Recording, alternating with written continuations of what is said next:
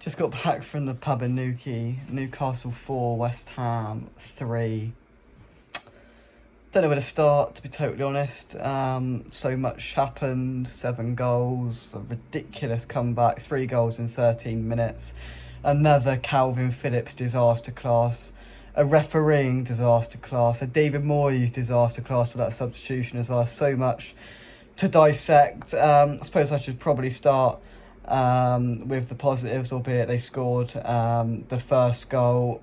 That whether it's onside or it's offside, I can accept that one. I understand why the goal's given, and we needed to respond quite quickly, and because it was really poor from Soufal. It's clumsy, just stay on your feet. That was really avoidable, that first goal. Put us on the back foot inside 2 minutes or whatever it was. Feels like about 3 years ago, that goal going in right at the start of the game, and then we managed to get ourselves not only back in it, but a 2-goal buffer, 3-1 up. Was our optimum position of sort of authority in the game, and we were cruising at that point, absolutely cruising. Some brilliant counter-attacking football, some magnificent goals. You know, the players linking up real. Antonio, I thought, was brilliant before he got bizarrely taken off. I thought the link-up between Paqueta, Kudus, Bowen and Antonio was second to none, and it resulted in us scoring 3 goals in that period of play, and taking a 2-goal lead, a 3-1 lead into that second half, or I should say the final stages of that second half. 3 goals in 30 minutes, an absolute calamity from West Ham, and well, there was 2 catalysts for it really. The first one was taking Antonio off for Calvin Phillips, which he did in the last game, Moyes, and it backfired. And believe it or not, it's backfired again. Somebody tweeted Calvin Phillips coming on, 4-3 loss incoming, and like, we're not even joking. Like, all of it wasn't blamed on him. I'm not blaming all of it on Calvin Phillips, and I'll get to the penalty incident in a second. But that substitution was one of the most bizarre things I've seen all season. And Moyes has done some weird things this season. Antonio was holding up the play really well. He was playing really efficiently and being that focal point that we've desperately missed this season through the huge vast majority of it. So he takes him off. We're 3-1 up. We could have, and we had a comfortable 2-goal lead. There was a 2-goal buffer between us. 3-1 up, right? Comfortable. And he takes off a striker for a defensive midfielder, and not any old defensive midfielder, a defensive midfielder that has been absolutely awful since signing from Manchester City in January. And if we're blunt about it, he's been shocking. He's got sent off, he's cost us games, he's cost us points, Calvin Phillips. So Moyes goes, I know, let's bring Calvin on, shall we? No, why? Why did he bring Calvin Phillips on? He offered nothing. Well, he hindered us, if nothing else. He absolutely hindered us and offered nothing going forward. He added no defensive capabilities, in terms of defensively. Honestly, it's just so bizarre. I mean, I know we've got to get him up to fitness, but I don't want to see him play another minute in a West Ham shirt. I don't want to see him put that shirt on ever again. He has been absolutely awful. And look, probably one of the worst loan signings in recent history, if we're being totally honest. If you really sit down and look at what he's done, it's been shocking. And taking Antonio off was utter lunacy.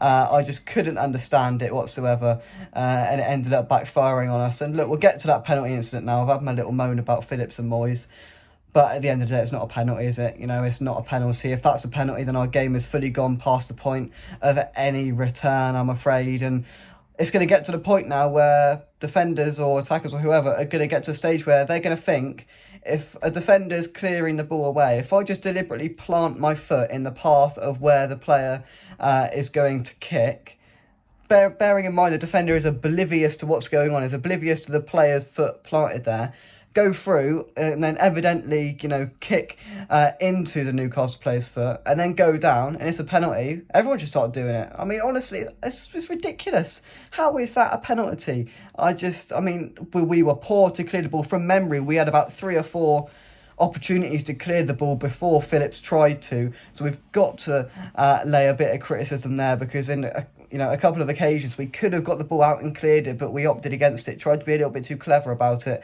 and in the end it ultimately backfired. But look, at the end of the day, it's not a penalty. If that's a penalty, then we just as well not bother. It's absolutely pathetic how we've got to the point where you can give that as a penalty, but then in the first half you can't give a foul and inevitably a red card to Dan Burn for literally coming into Kudus, who's the last man, bearing in mind, you know, he was the last man. Through on goal, Kudus was, just on the edge of the box, and he goes in and he lunges with no intention of getting anywhere near the ball, Dan Burn, uses his forearm and his shoulder to just batter Kudus down to the floor. No, play on. Honestly, I just give up. Honestly, I give up. Now look, we've had some unfortunate decisions against us, probably this calendar year so far. Some of them were probably right, down to the laws. We've been a little bit hard done by, but the right decision has been made. But a couple of them today you've got to massively question. And look, Dermot Gallagher will go on Sky on Monday and probably say one of them, yeah, and try and avoid the question a little bit. And it's just getting boring at this stage, isn't it? I'm just utterly bored.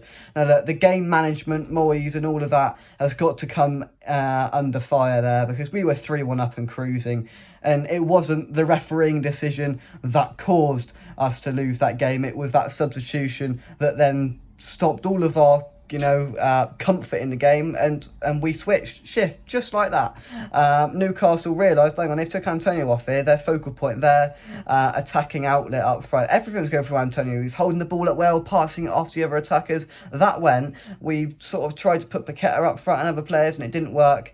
And we put Phillips in midfield, who is completely void of any fitness or quality at this stage.